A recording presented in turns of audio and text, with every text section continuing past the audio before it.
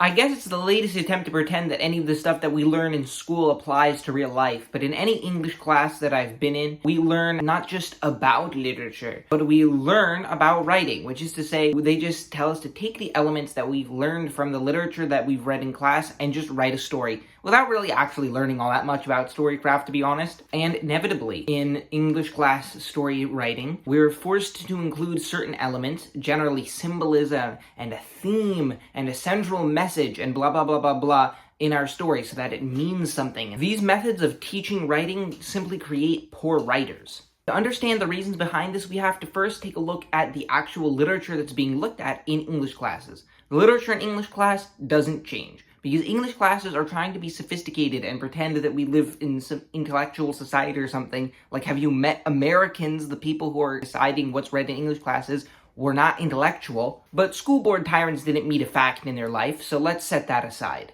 The literature that we look at is just the classics. It's all those things that you have to read if you're going to consider yourself a serious intellectual, which I think is complete bullshit. I call myself a serious intellectual, so to speak. I mean, I don't know if I'm even an intellectual exactly, but I call myself a serious one anyways if I'm pressed. And I haven't read most of those stuff, and I just don't care. But a lot of people do. You can watch my video about idolizing classics if you want to hear my perspective on this. But essentially, we read older stories that are much less character-focused. Stories have become a lot more character-focused over time, and just a lot more focused on the actual storytelling aspects. Whereas stories back in the day were mainly focused on theme, message, and symbolism. This is why these older stories are seen as more intellectual and meaningful and sophisticated and blah blah blah, and gives people such a big sense of superiority when they read them. This is completely out of sync with modern popular writing that actually sells and that people actually generally read. Modern stories are focused on, well, the story,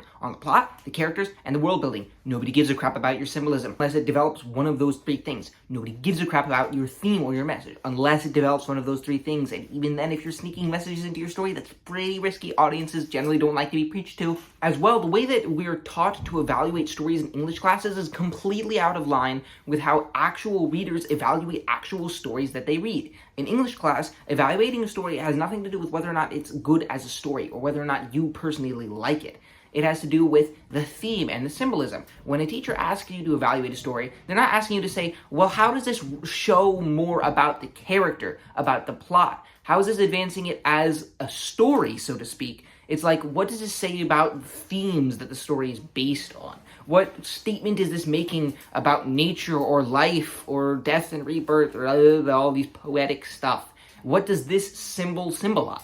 This teaches writers to evaluate stories almost in the same way that they would evaluate an essay, just what the story is trying to say, when that's not the point of stories really in the first place. And this method of analyzing stories isn't used just by the students, but also by the teachers. When the teachers are grading story assignments, they're going to tell you, you need to include symbolism, you need to include a theme. They have this checklist of all of these older story style stuff, and they don't really touch on character, plot, etc. They don't really touch on how to craft an effective story. And thus, when you finish the assignment, that's all you're trying to do. You're just trying to put in the theme and the symbolism and basically write for the 1840s audience. And even then, we cherry pick the books from back then that we consider to be classics. There were plenty of more comedic, maybe raunchier stories back then. Not every single story from the 1800s was this like high-minded, theme-based Dostoevsky, whatever this or that. There were a lot more popular stories that were nothing like that.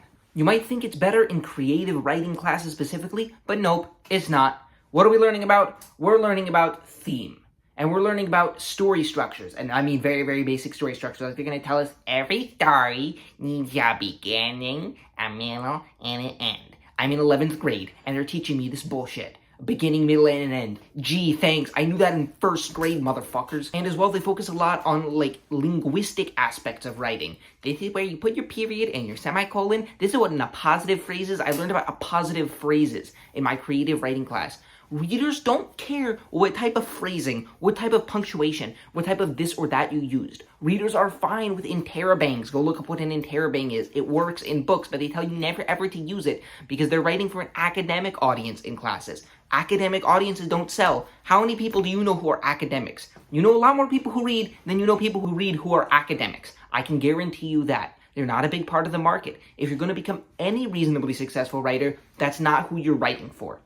Writing these days, and this is how it should be in my opinion, I'm glad for this change. This is a good thing. Writing is focused on character, plot, and world building. You can take your symbolism and you can take your themes and you can shove them where the sun don't shine, because that's not how writing works these days. But that's how they teach English classes. English classes set writers up for failure. Brandon Sanderson may have ended up successful, but his decision to switch his major to English did nothing. He should have just dropped out of college if he wasn't going to use the major he was going for before, because an English major, English class in high school, whatever it is, will not teach you how to write.